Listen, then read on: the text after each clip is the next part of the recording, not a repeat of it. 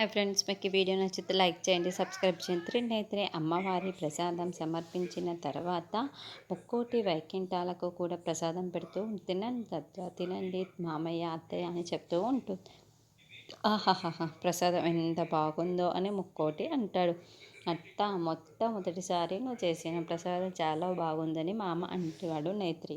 అమ్మవారి ప్రసాదం కాబట్టి ఇలా కుదిరినట్టు ఉంది నేత్రి. నువ్వు కూడా తిను నేత్రి, నేను కూడా తిన్నాను, చాలా బాగుంది అని వైకుంఠం కూడా తింటూ చెబుతూ ఉంటాడు. అలాగే అని నేత్రి కళ్ళకు అద్దుకొని ప్రసాదాన్ని నోట్లో పెట్టుకొని తింటూ ఉంటుంది. అయితే ప్రసాదం తిన్న వెంటనే అందులో విషం కలిసింది కాబట్టి నేత్రి స్పృహ కోల్పోతూ మామ అత్త అని పిలుస్తూ అలా కుప్పకూలిపోతూ ఉంటుంది. ఇంటి దగ్గర బామ్మ పసుపు కుంకుమ ఉన్న ప్లేటును తీసుకొని వెళ్ళిపోతూ పొరపాటున చేయి జారి కింద నేల పాలైపోతూ అయ్యయ్యో ఏంటి ఇలా జరిగింది అని బామ్మ బాధపడుతూ ఉంటుంది. ఇక్కడేమో నేత్రి ప్రాణాలను పోగొట్టుకొని కుప్పకూలిపోయి అమ్మవారి పాదాల దగ్గర పడిపోయి ఉంటుంది. మరి నేత్రి ప్రాణాలు పోగొట్టుకుంది కాబట్టి ఇప్పుడు నైని ప్రాణాన్ని శరీరంలోకి తీసుకువచ్చి ఎలా ప్రవేశపెడతారు?